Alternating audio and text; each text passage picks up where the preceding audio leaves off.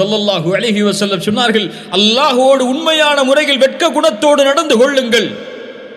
என்ன தெரியுமா அப்படி என்றால், அன் தஹ்ஃபத الرأس وما وعى, உன் தலையையும் அது சூழ்ந்திருக்கக்கூடியவற்றையும் உன் வயிற்றையும் அது சூழ்ந்திருக்கக்கூடியவற்றையும் பாதுகார். சுப்ஹானல்லாஹ். உன் கண்ணை பாதுகார் வெட்க குணத்தோடு. அல்லாஹ்வின் பார்வை உன் கண்ணின் மீது இருக்கிறது, தவறானதை பார்க்காதே. உன் காதை பாதுகார், அல்லாஹ் அனுமதித்ததை தவிர வேறு எதையும் கேட்காமல். உன் நாவை பாதுகார், அல்லாஹ் அனுமதித்ததை தவிர எதையும் பேசாமல். அல்லாஹ்வோடு வெட்க குணத்தோடு நடந்து கொள்பவன் எப்படி பிறருடைய மானத்தை பற்றி பேசுவான்,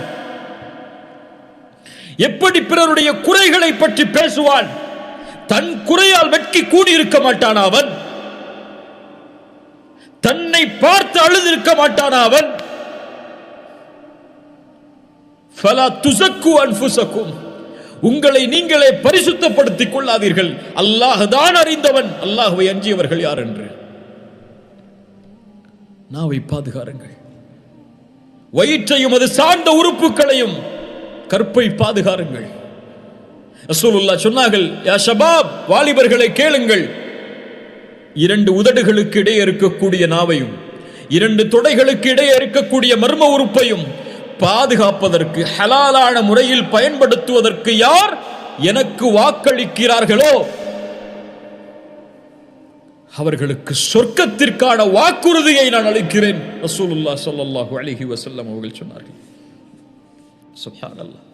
இப்னு கய்யிம் ரஹிமஹுல்லாஹ் அழகான வார்த்தையில் சொல்லுவார்கள், யார் பாவம் செய்யும் போது அல்லாஹ்வை பயப்படவில்லையோ நாளை மறுமையில் அவனை தண்டிக்கும் போதும் அல்லாஹ் ரப்புல் ஆலமீன் வெட்கமடைவதில்லை.